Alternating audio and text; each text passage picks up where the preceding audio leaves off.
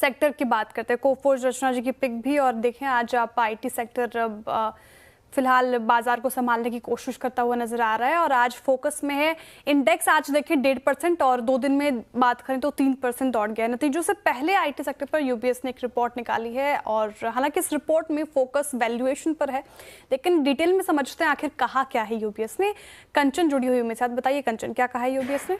जी definitely, जैसे कि आपने बोला कि आज हमें मोमेंटम आईटी स्टॉक्स के अंदर नजर आ रहा है, लेकिन अगर हम पिछले एक करेक्शन की बात करें तो वहां पे हमने देखा था कि आईटी स्टॉक्स में काफी ज्यादा प्रेशर हमें देखने को मिला था। अगर 3 महीने की बात करी जाए तो आईटी शेयर्स करीब करीब 15 से 20% तक हमें टूटते हुए नजर आए थे। इसके साथ ही साथ जो कंपनी की प्राइस टू अर्निंग है वहां पे भी हमें अप्रोक्सीमेटली 12 से लेके 20% तक की कटौती देखने को मिली थी। इसके साथ ही साथ आने वाले Q4 के जो नतीजे हैं, माना यह जा रहा है कि नतीजे हमें थोड़े से कमजोर देखने को मिल सकते हैं, जिसके बाद जो ये प्रेशर है वो यहाँ पे बाउंड अप होता हुआ दिखाई दे रहा है।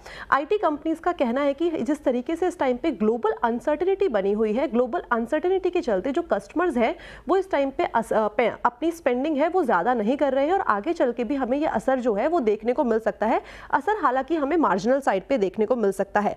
अर्निंग्स की बात करी जाए तो वहां पे भी हमें 5 to 7% की कट का अनुमान है, ये यूबीएस का कहना है। लेकिन जो फिस्कल ईयर 25 है वो फिस्कल ईयर जो 26 है वो अच्छा हो सकता है as compare to fiscal year 26। और शॉर्टर ड्यूरेशन की बात करी जाए तो सेक्टर में जो कंपनी का पी है वो भी हमें अप्रोक्सीमेटली 5 to 10% तक बढ़ता हुआ दिखाई दे सकता है। इस टाइम पे अगर कांस्टेंट करेंसी ग्रोथ की बात करी जाए तो यहाँ पे हमें मिक्स्ड नंबर्स देखने को मिलेंगे डिफरेंट कंपनीज के। इन्फोसिस की बात करी जाए तो यहाँ पे एक मार्जिनल इंक्रीज है, but at the same time अगर आप टीसीएस के नंबर्स की तरफ देखेंगे तो यहाँ पे हमें थोड़ा सा शॉर्टफॉल आता हुआ दिखाई दे रहा है।